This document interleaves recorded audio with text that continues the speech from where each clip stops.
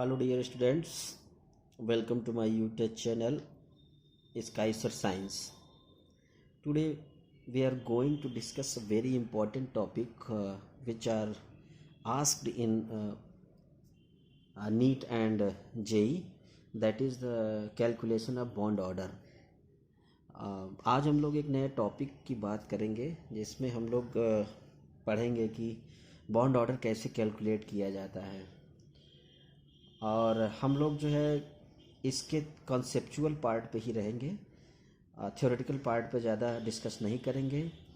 तो आइए हम लोग शुरू करते हैं आज का अपना टॉपिक जिसका नाम है कैलकुलेशन ऑफ बॉन्ड ऑर्डर, कि ये बॉन्ड ऑर्डर होता क्या है और इसको कैसे डिटरमाइन किया जाता है। बॉन्ड ऑर्डर के बारे में जो थ्योरी दी गई है वो मेनली है कि कैसे एटॉमिक ऑर्बिटल से मॉलिक्यूलर ऑर्बिटल बनते हैं, और उस थ्योरी का नाम है मॉलिक्यूलर ऑर्बिटल थ्योरी। तो अब हम लोग जो है इसके उस एस्पेक्ट पे बात नहीं करेंगे जिसमें थ्योरेटिकल एस्पेक्ट होता है। थ्योरेटिकल एस्पेक्ट पे हम लोग बात नहीं करेंगे, हम लोग यही बात करेंगे आज कि कैसे बॉन्ड ऑर्डर को कैलकुलेट किया जाता है। तो बॉन्ड ऑर्डर को कैलकुलेट करने के लिए हमारे पास कुछ डाई एटॉमिक मॉलिक्यूल्स होंगे। फर्स्ट ऑफ ऑल तो आपको याद रखना होगा ये कि जब भी बॉन्ड ऑर्डर किसी भी मॉलिक्यूल का निकालेंगे तो वो मॉलिक्यूल कैसा होगा, वो डाई एटॉमिक होगा। डाई एटॉमिक मॉलिक्यूल, वो डाई एटॉमिक मॉलिक्यूल होगा। और ये डाई एटॉमिक मॉलिक्यूल्स में दो तरीके के मॉलिक्यूल्स आते हैं। एक होता है होमो डाई एटॉमिक मॉलिक्यूल्स और एक होगा hetero die atomic molecule.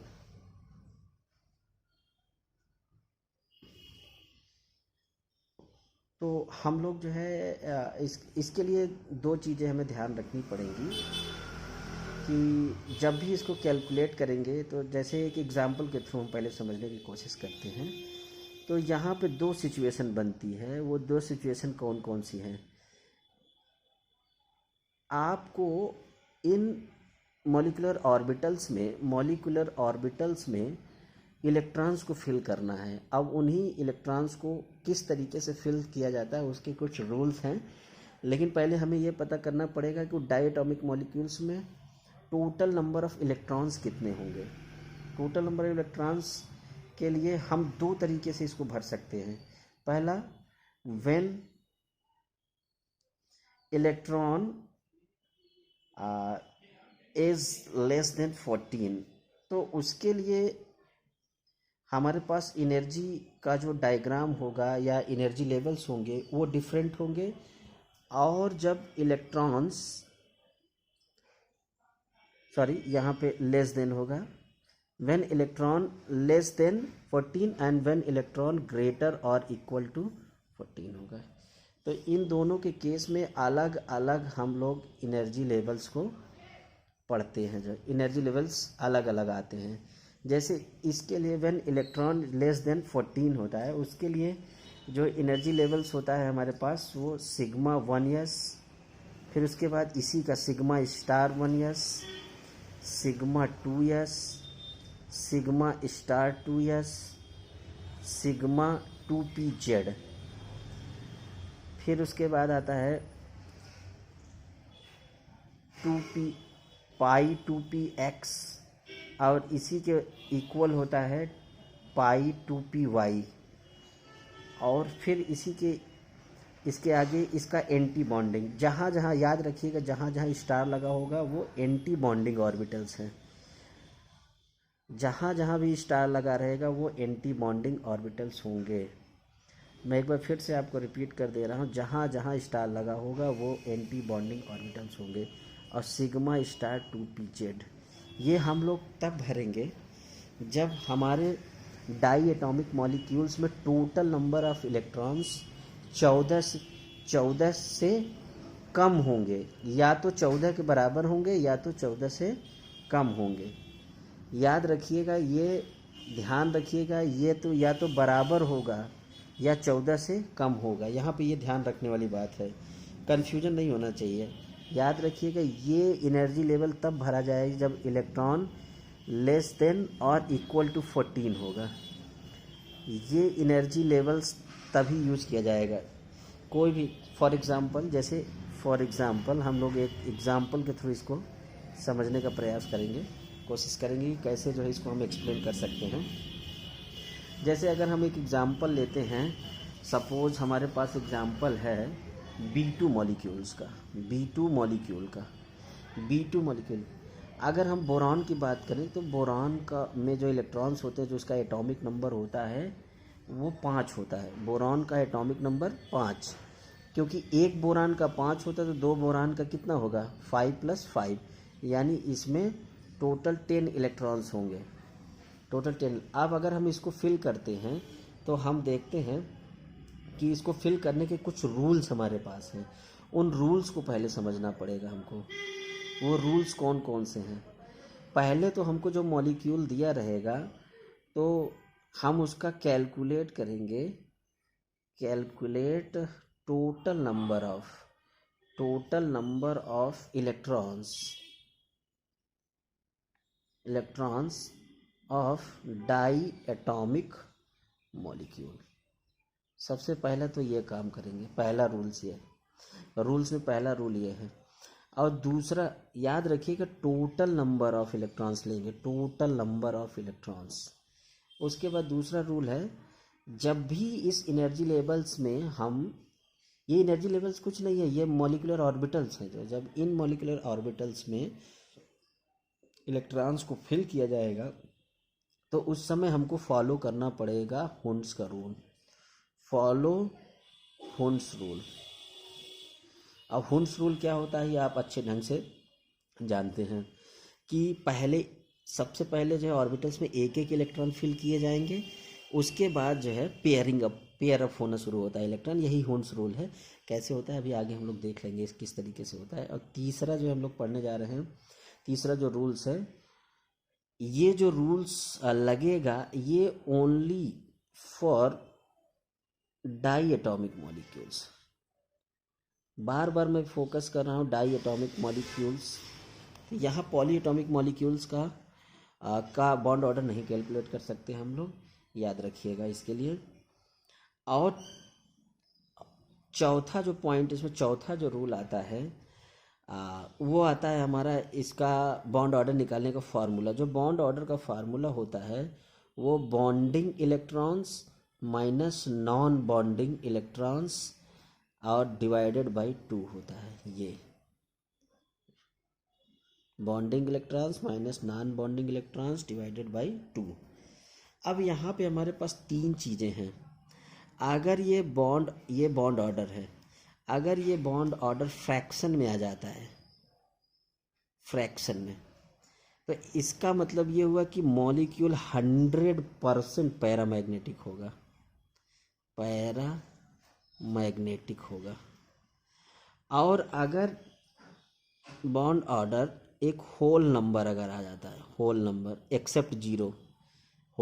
Except zero, तो ये जैसे ये 100% होता है पैरामैग्नेटिक, ये 100% नहीं होगा। होल नंबर के केस में आपका डायामैग्नेटिक भी हो सकता है, मॉलिक्यूल डायामैग्नेटिक भी हो सकता है, और ये पैरामैग्नेटिक भी हो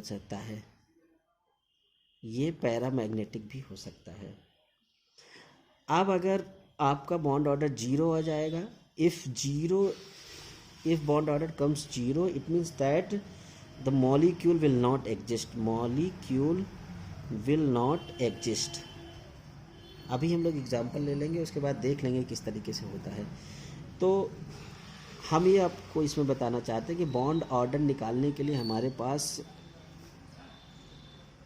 2 तरीक़ों से हम बॉन्ड ऑर्डर निकालेंगे। जब डाई एटॉमिक मॉलिक्यूल्स में इलेक्ट्रॉन लेस देन और इक्वल टू, याद रखिएगा ये यहाँ पे लिख दिया हूँ मैं एक बार फिर से, लेस देन और इक्वल टू 14 होता है, तब उसके केस में इस ऑर्डर को हम लोग फॉलो करेंगे।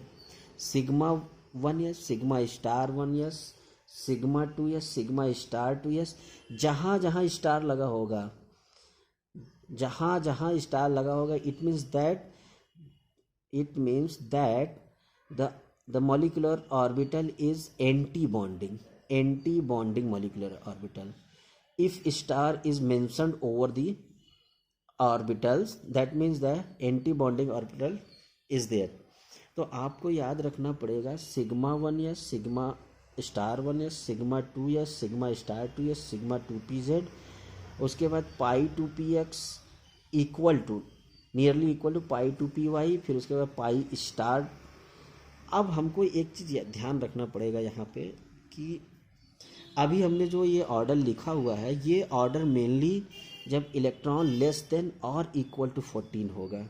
एग्जाम्पल लेंगे हम, कैसे निकालेंगे आगे उसका एग्जाम्पल लेंगे, लेकिन फिर भी जो है हम आपको समझाने के लिए बता रहे हैं कि ये इस तरीके का ऑर्डर आता है एनर्जी लेवल्स का। अब आगे हम देखते हैं व्हेन इलेक्ट्रॉन ग्रेटर देन 14 होगा, यानी लेस देन और इक्वल टू तो हो गया, अब इलेक्ट्रॉन ग्रेटर देन 14 होगा, तब उस केस में क्या करेंगे। पहले तो हम यहाँ दो चीज़ें सर्कल कर रहे हैं, याद रखिएगा। एक ये चीज़ हम सर्कल कर रहे हैं। अब देखेंगे यही इसका पोजीशन जो होता है वो वही चेंज होता है। इसका पोजीशन अभी जो 2px और 2py के पहले है, लेकिन जब ग्रेटर हो जाएगा इलेक्ट्रॉन, यानी इलेक्ट्रॉन टोटल इलेक्ट्रॉन्स अगर 14 से ज़्यादा हो जाएंगे, उस केस में क्या होगा हम ये समझने का, हम लिखने का प्रयास करेंगे। Sigma 1s, sigma star 1s, sigma 2s, sigma star 2s, फिर अब ये 2pz यहाँ नहीं रहेगा, 2pz इनके बीच में आएगा, pi 2px nearly equal to pi 2py, pi 2py, फिर उसके बाद जो है हम लोग देखेंगे, फिर उसके बाद ये आएगा सिग्मा 2pz, उसके बाद पाई 2px स्टार यानी एंटी बॉन्डिंग वाला, 2py स्टार ये आएगा, उसके बाद सिग्मा स्टार 2pz, ये आ गया सिग्मा स्टार 2pz। अब ये आ गया। यहाँ डिफरेंस देखिए बस यही होगा, when electron is less than और equal to 14 in diatomic molecules we will use this energy level, and when electron is greater than 14 then we will use this energy levels। तो आपको याद ये रखना है कि 2pz जो होगा, जो मॉलिक्यूलर ऑर्बिटल होगा, वो लेस देन और इक्वल में वो तो जो है 2px इक्वल टू 2py वाले ऑर्बिटल के पहले होगा, लेकिन जैसे इलेक्ट्रॉन ग्रेटर देन हो जाएगा, यहाँ देखिए ध्यान से देखिए, यहाँ पे जैसे इलेक्ट्रॉन ग्रेटर होगा ये कहाँ पे पहुँच जाएगा, ये आपका पहुँच जाएगा ये px और py के बीच में, p और एंटी बॉन्डिंग ऑर्बिटल्स के बीच में पहुँच जाएगा ये। तो आपको ये चीज़ें ध्यान रखनी है, और अगर जब ये फॉर्मूला याद रहेगा तभी आप पता लगा पाएंगे कि हमारा जो ऑर्बिटल जो बॉन्ड ऑर्डर आएगा वो सही आ रहा है या गलत आ रहा है। अब हम लोग देखते हैं एक एग्जांपल लेके कि कैसे इसको बॉन्ड ऑर्डर निकालते हैं। जो पहले तो आपको एक चीज़ याद रखना पड़ेगा यहाँ पे कि जो एक क्वेश्चन किस तरीके से आता है, जो क्वेश्चन एग्ज़ाम में पूछा जाएगा उसका पैटर्न क्या होगा। उसका पैटर्न ये हो सकता है आपको सीधे सीधे बॉन्ड ऑर्डर पूछ लिया जाएगा। अगर बॉन्ड ऑर्डर नहीं पूछा जाता है तब भी आपको बॉन्ड ऑर्डर निकालना पड़ेगा, वो आपसे एनर्जी पूछ लेगा। तो bond order directly proportional to bond energy, और यही डायरेक्टली प्रोपोर्शनल होता है बॉन्ड स्ट्रेंथ, यानी बॉन्ड कितना मजबूत है, और इसका इन्वर्सली प्रोपोर्शनल होता है बॉन्ड लेंथ। ये ज़रूर आपको याद रखना है, ये बहुत इम्पॉर्टेंट है, ये समझ लीजिए आप जो है कि अगर ये इक्वेशन अगर आपको याद होगा, ये सीक्वेंस अगर आपको याद होगा, आपको बस इतना याद रखना है कि बॉन्ड लेंथ इन्वर्सली प्रोपोर्शनल होता है बस। बाकी आप सब डायरेक्टली प्रोपोर्शनल होते हैं। आप देख लीजिए बॉन्ड ऑर्डर, बॉन्ड एनर्जी और bond strength directly proportional, bond length जो होता है आपका ये इन्वर्सली प्रोपोर्शनल होता है। अब हमको समझना क्या है इसमें, जो एक दो चीज़ें और हैं जो समझने वाली हैं इसमें, वो ये है कि बॉन्ड ऑर्डर को कैसे कैलकुलेट किया जाए। देखिए अब हम आपको एक ट्रिक बताने जा रहे हैं, वो ट्रिक अप्लाई होगी, वो ट्रिक आपकी अप्लाई होगी, लेकिन आप उससे ये सब तो निकाल सकते हैं यहाँ तक, लेकिन बॉन्ड ऑर्डर निकाल सकते हैं, बॉन्ड एनर्जी, क्योंकि बॉन्ड ऑर्डर से ही जुड़ा हुआ बॉन्ड एनर्जी है और इसी से जुड़ा हुआ बॉन्ड स्ट्रेंथ और बॉन्ड लेंथ। आप यहाँ तक तो निकाल सकते हैं, लेकिन जो आप निकाल नहीं सकते हैं, जहाँ पे आपको कन्फ्यूजन होगी वो ये होगा कि मॉलिक्यूल हमारा डायामैग्नेटिक है या पैरामैग्नेटिक। जो अभी हम आपको बताने जा रहे हैं, सिंपल वे में ट्रिक बताने जा रहे हैं, वो ट्रिक अप्लीकेबल तो होगी यहाँ तक के लिए, लेकिन आप यहाँ देखिए हमने पैरामैग्नेटिक, डायामैग्नेटिक, पैरामैग्नेटिक लिखा हुआ है, तो इसमें ये ट्रिक नहीं होगी। अब पैरामैग्नेटिक कब होता है? जब किसी ऑर्बिटल में इलेक्ट्रॉन सिंगली होते हैं, सिंगल इलेक्ट्रॉन होता है। पैरामैग्नेटिक कब होगा? मॉलिक्यूल्स पैरामैग्नेटिक कब होगा? जब इलेक्ट्रॉन सिंगल इलेक्ट्रॉन होगा ऑर्बिटल में, सिंगल इलेक्ट्रॉन। और डायामैग्नेटिक कब होगा? डायामैग्नेटिक कब होगा? अब पेयर ऑफ इलेक्ट्रॉन्स होंगे, जब पेयर ऑफ इलेक्ट्रॉन्स होंगे। आप ध्यान से देखिए, यहाँ पे पेयर्स ऑफ इलेक्ट्रॉन्स होंगे। फिर से एक बार मैं रिपीट कर दे रहा हूँ, पैरामैग्नेटिक तब होगा जब क्या होगा? सिंगल इलेक्ट्रॉन, ऑर्बिटल में कैसे इलेक्ट्रॉन? सिंगल। और डायामैग्नेटिक कब होगा? जब पेयर होगा इलेक्ट्रॉन्स का। तो मैं एक बार फिर से आपको बता दे रहा हूँ यहाँ पे कि आप बॉन्ड ऑर्डर, जो मैं ट्रिक बताने जा रहा हूँ, एक ट्रिक आपको बताने जा रहा हूँ यहाँ पे, ये ट्रिक बहुत इंपॉर्टेंट है। ये ट्रिक बताने, आप यहाँ से बॉन्ड ऑर्डर निकाल लेंगे आराम से, कोई दिक्कत नहीं होगी आपको, लेकिन आप ये नहीं बता पाएंगे इस ट्रिक से कि ये पैरामैग्नेटिक मॉलिक्यूल है कि डायमैग्नेटिक। वो ट्रिक ये है कि आपको ऐसे लिखना है, बा बा बा बा। क्या लिखना है पहले? बा बा, फिर बा लिखना है, मतलब आपको बाबा बाबा लिखना है, लेकिन यहाँ ऊपर क्यू 3 लगाना, क्यूब लगाना, यहाँ 3 लगा देना है। ये हमारी ट्रिक है। अब आपको ये एनर्जी लेवल याद रहे चाहे नहीं याद रहे, उससे मतलब नहीं है। अगर आपको एनर्जी लेवल याद है तब भी ठीक है, नहीं याद है तब भी ठीक है, लेकिन आपको ये याद रखना चाहिए, क्योंकि अगर वो क्वेश्चन में पूछ लिया कि बताइए मॉलिक्यूल हमारा पैरामैग्नेटिक होगा या डायामैग्नेटिक, तब आप ये ट्रिक लगा भी लेंगे, बॉन्ड ऑर्डर निकाल भी लेंगे, लेकिन आंसर सही आएगा इसकी कोई गारंटी नहीं है। इसलिए मेरा ये कहना है कि आप ये याद रखे रहिए। अगर आपको समय बचाना है, क्वेश्चन में अगर आपसे पूछ लेता है कि इस मॉलिक्यूल का, इस डायटोमिक मॉलिक्यूल्स का आप हमें बॉन्ड ऑर्डर बता दो, या बॉन्ड स्ट्रेंथ बता दो, या बॉन्ड लेंथ बता दो, तब तो ठीक है, तब तो ये ट्रिक आराम से अप्लाई हो जाएगी, कोई दिक्कत नहीं होगी। लेकिन अगर जो है आपको ये बताना पड़ गया कि मॉलिक्यूल पैरामैग्नेटिक हो गया, डायमैग्नेटिक, तब आपके लिए थोड़ा सा प्रॉब्लम क्रिएट हो सकती है। यहाँ एक बार मैं फिर से आपको रिपीट कर दे रहा हूँ ये चीज़, कि एक बार मैं फिर से रिपीट कर दे रहा हूँ, अगर बॉन्ड ऑर्डर फ्रैक्शन में आता है तो 100% पैरामैग्नेटिक होगा वो मॉलिक्यूल। तब आपको ये भी निकालने की ज़रूरत नहीं है, ये है कि यहाँ से रख के देख ले। अगर होल नंबर आता है तो डायटोमिक भी हो सकता है, और डायामैग्नेटिक भी हो सकता है, पैरामैग्नेटिक भी हो सकता है। जीरो आ गया तो मॉलिक्यूल एग्जिस्ट ही नहीं करेगा। अब हम कुछ एग्जांपल्स ले रहे हैं, उस एग्जांपल्स के थ्रू ये क्वेश्चन को सॉल्व करने का कोशिश करते हैं, बॉन्ड ऑर्डर निकालने की कोशिश करते हैं। जो क्वेश्चन हमारे पास है वो ये है, मैं इसको बदल रहा हूँ थोड़ा सा पेज, आप ध्यान से देखिएगा क्वेश्चन किस तरीके का हमारे पास है, उसके बाद ही समझ में आएगा। Calculate bond order of given molecule. अब ये बॉन्ड ऑर्डर निकालना है हमको। सबसे पहले तो जो हमारा पहला ही क्वेश्चन था B2 का, हमने कहा था कि जैसे ही ये मॉलिक्यूल मिलेगा आप सबसे पहला काम ये करेंगे कि इसका टोटल नंबर ऑफ इलेक्ट्रॉन, और टोटल नंबर इलेक्ट्रॉन कैसे? जब तक एटॉमिक नंबर इसका नहीं याद रहेगा। एटॉमिक नंबर कितना होता है? 5 होता है। अब 5 है तो जितने एटॉमिक नंबर होता है वही इलेक्ट्रॉन्स का भी नंबर होता है।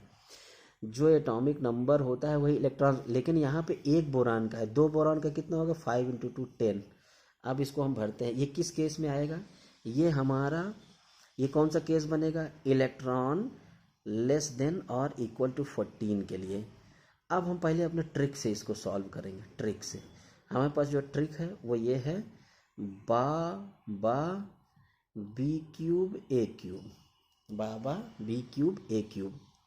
फिर ये हमने रख लिया। अब आपको क्या करना है कि जितने इलेक्ट्रॉन हैं, टोटल 10 इलेक्ट्रॉन्स हैं, अब इन 10 इलेक्ट्रॉन्स का पेयर में बना के रखो, क्योंकि एक ऑर्बिटल में मैक्सिमम 2 इलेक्ट्रॉन जा सकते हैं। तो 2 यहाँ रखो, 2 2 4 2 6 2 8, और एक बी आएगा, एक बी इसका, आप ऐसे लिख सकते हो इसको, बी ए, फिर बी बी बी ए। तो यहाँ 2 2 4 2 2 4 2 6 2 8 और ये 2 10।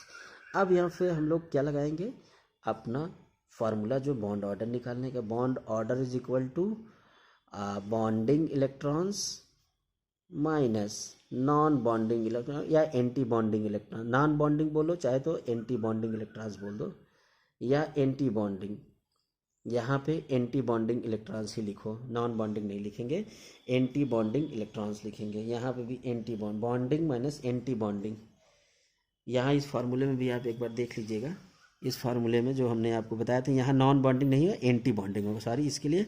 फिर यहाँ पे एंटी बॉन्डिंग इलेक्ट्रॉन्स फिर आ जाएंगे हम लोग। और अब हम लोग जो है देखते हैं, क्वेश्चन को सॉल्व करते हैं। अब आप ध्यान से देखिए, बाई 2, यहाँ 2 होगा। बॉन्डिंग इलेक्ट्रॉन्स कितने हैं, ये बॉन्डिंग ये बॉन्डिंग ये बॉन्डिंग, 2 2 4 2 6। और एंटी बॉन्डिंग 2 2 4, यहाँ 4 रखेंगे, वैल्यूज के रखेंगे, यानी 1। यहाँ पे बॉन्ड ऑर्डर कितना आ गया, 1। बॉन्ड ऑर्डर कितना आ गया, 1 आ गया। बॉन्ड ऑर्डर कितना आ गया, 1 आ गया। यानी बोरान का जो बॉन्ड ऑर्डर आता है 1।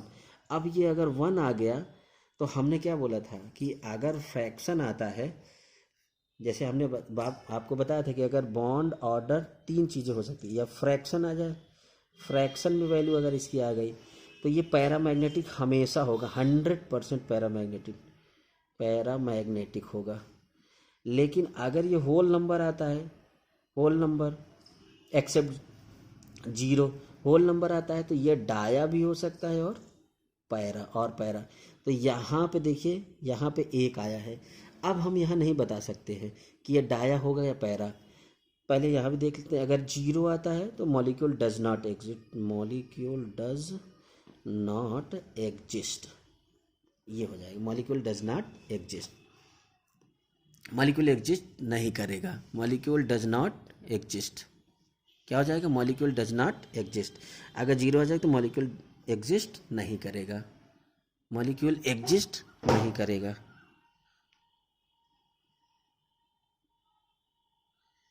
अब देखिए यहाँ पे कि अब ये कैसे पता चलेगा कि ये पैरामैग्नेटिक है या डायमैग्नेटिक। पैरामैग्नेटिक तो नहीं होगा, अभी तो ये 1 आ गया है।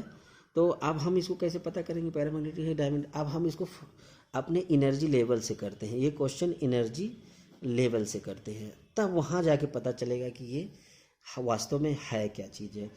तो अब हम एनर्जी लेवल लगा देते हैं, सिग्मा 1s। अब लेस देन वाला एनर्जी लेवल लगाएंगे जो आपको मालूम है, sigma 1s, sigma star 1s, sigma 2s, sigma star 2s।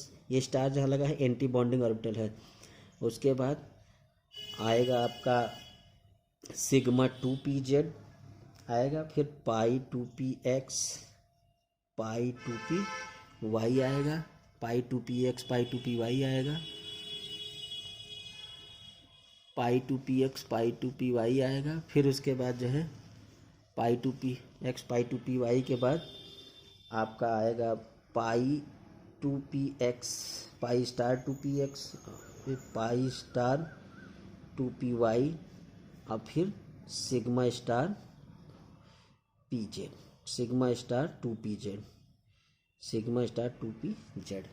अब इसमें भर के देखते हैं इलेक्ट्रॉन्स को, और याद रहे कि होन्स के रूल को फॉलो करेंगे। तो इलेक्ट्रॉन्स भरेंगे, इसमें 2 इलेक्ट्रॉन इसमें भरे जाएंगे, 2 इसमें 4, 2 इसमें 6, 2 इसमें 8 और 2 इसमें 10। अब आप देखिए इसमें कहीं कोई सिंगल इलेक्ट्रॉन है, आपको अगर सिंगल इलेक्ट्रॉन दिख रहा हो तो बताइए। सब पेयर हैं इलेक्ट्रॉन्स, सब इलेक्ट्रॉन्स कैसे हैं, पेयर में हैं। आपको हमेशा जब यहाँ पाई 2px और पाई 2py भरने की बात आएगी तो हमेशा आप तुरंत अलर्ट मोड में आएंगे। यहाँ पे, यहाँ इस केस में यहाँ तक अगर इलेक्ट्रॉन फिल होता है तो आप क्या हो जाएंगे, अलर्ट हो जाएंगे।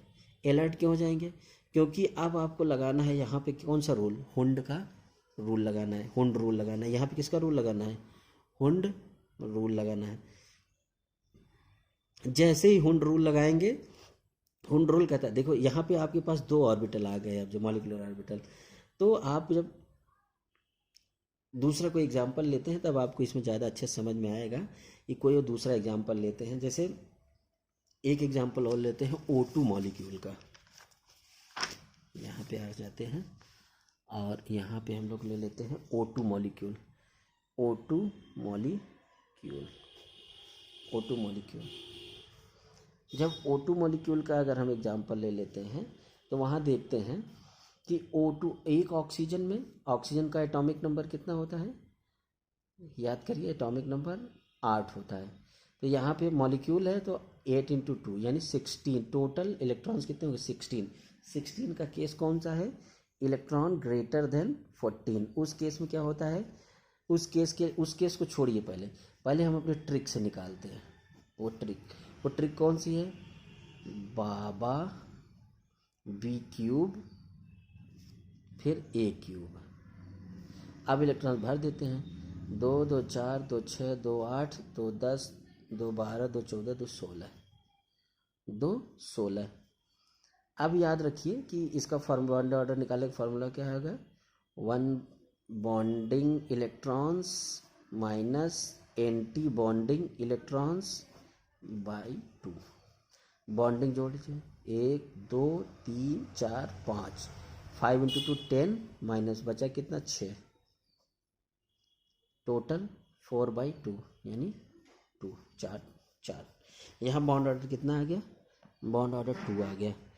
अब बॉन्ड ऑर्डर अगर 2 आ गया है तो आप एक चीज़ ध्यान रखिए कि जब बॉन्ड ऑर्डर 2 आ गया है तो यहाँ से तो ये लग रहा है, यहाँ से तो ये लग रहा है कि ये क्या है, पैरामैग्नेटिक है, सॉरी डायामैग्नेटिक है। यहाँ से ये लगेगा कि डायामैग्नेटिक है, लेकिन जब आप एनर्जी लेवल इसका लिखेंगे, हम आपसे फिर बार कहते हैं, ये जो हमारी ट्रिक है बाबा B² A³, ये जो हमारी ट्रिक है बाबा B³ A³, ये तो बता दे कि बॉन्ड ऑर्डर कितना आएगा, बॉन्ड ऑर्डर, लेकिन ये नहीं बता पाती है कि ये मॉलिक्यूल जो दिया गया ये पैरामैग्नेटिक है या डायामैग्नेटिक।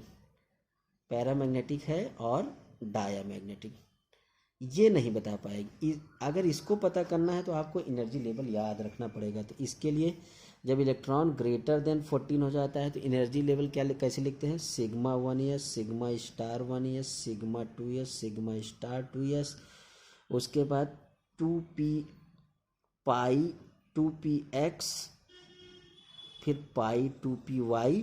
अब आपको याद होगा कि ये जो σ2pz है अब इनके बीच में आ जाता है, मैं पहले भी बता दिया था, आप वीडियो को फिर से देखेंगे तो पता चल जाएगा आपको।